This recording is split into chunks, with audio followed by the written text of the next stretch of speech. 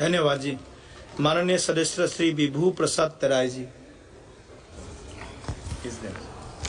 Thank you, Honorable Speaker, sir, giving me the opportunity to speak in the August House relating to this Leading Bill 2024, which was introduced in the Lok Sabha in August 9, 2024, seeks to replace the Indian Bill of Lading Act 1856.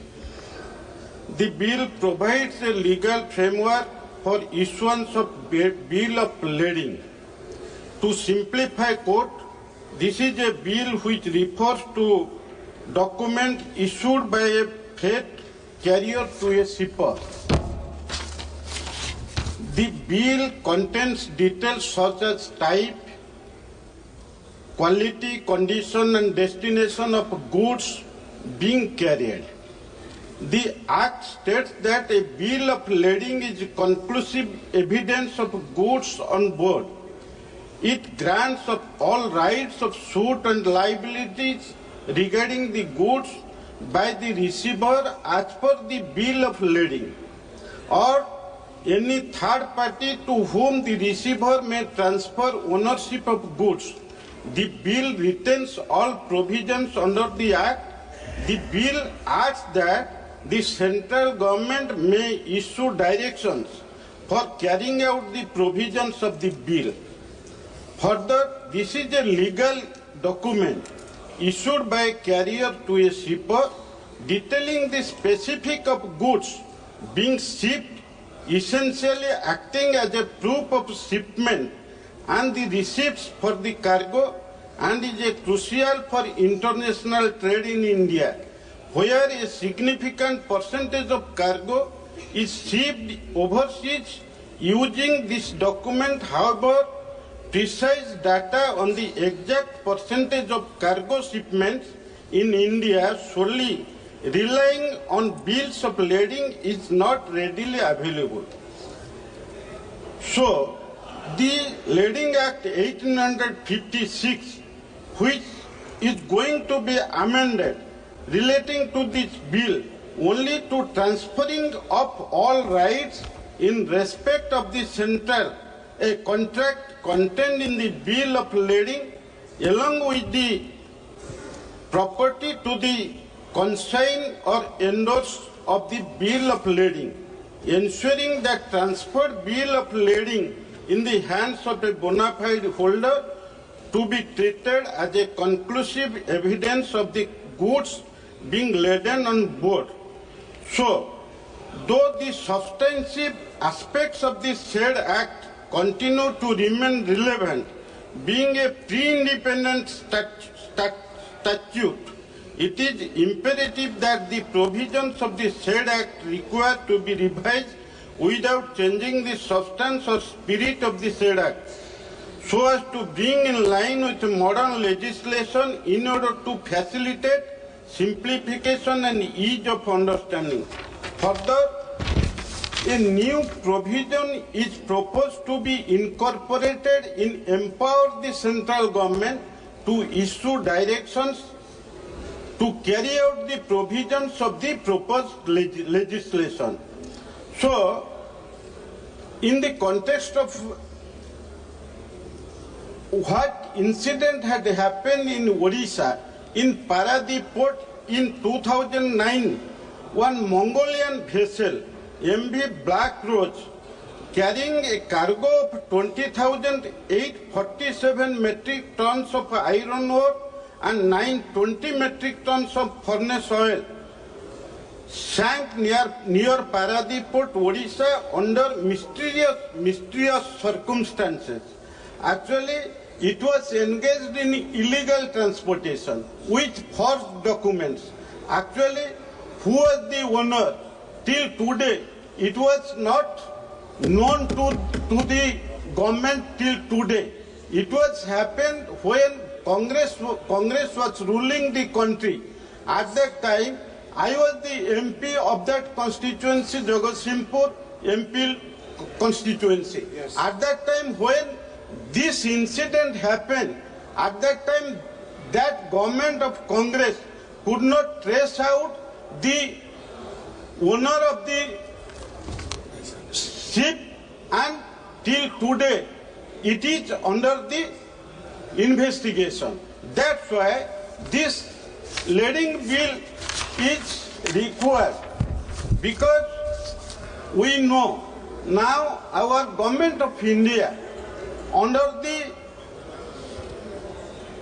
efficient leadership of our beloved Prime Minister Narendra Modi ji and Shipping Minister Sarbanand Sonowal ji, actually they have taken so many steps to carry out the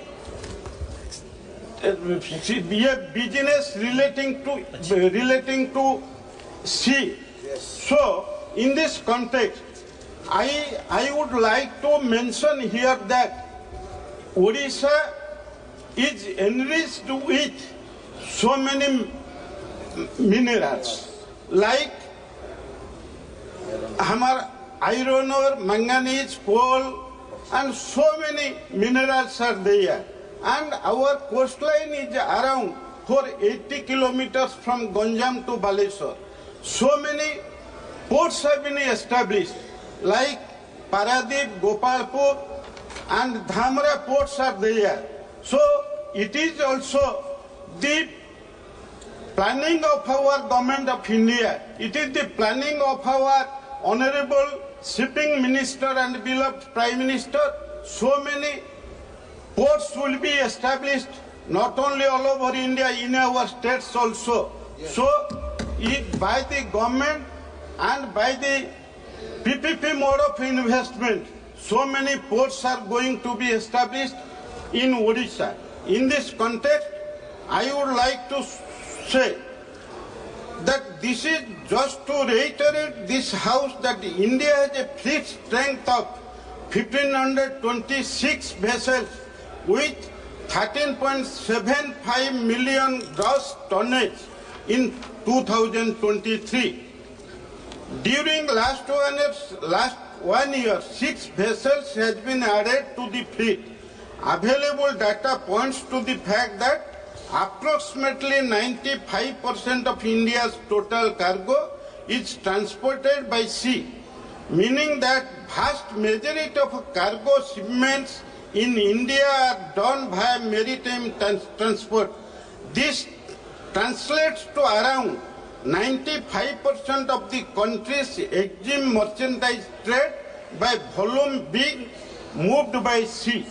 So, in this context, I would like to say, by this act, which our government has decided to enhance the business by sea route, so it can strengthen our economy. That now, what relating to the strengthening our economy in 2027, our beloved Prime Minister has, there is a target that around more than 5 trillion core economy will be there. Now we have already reached in 4.4 lakh, 4.4 million dollar is there. So that's why when we are going to become the third largest economy in 2027, in this context, the business relating to sea route, so in which way our government has taken steps, efficient steps, so that in future our country will become a developed nation in 2047. It is a step taken by the central government.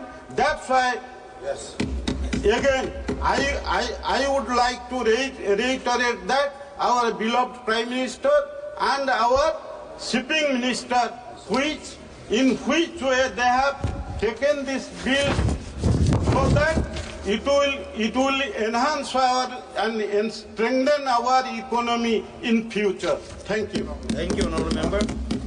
Honourable Member, Srimati Pratima Mandal ji. दोबारा बुलाइए. प्रतिमा मंडल जी, प्रतिमा जी. अभी बनाओ हाँ ले लीजिए.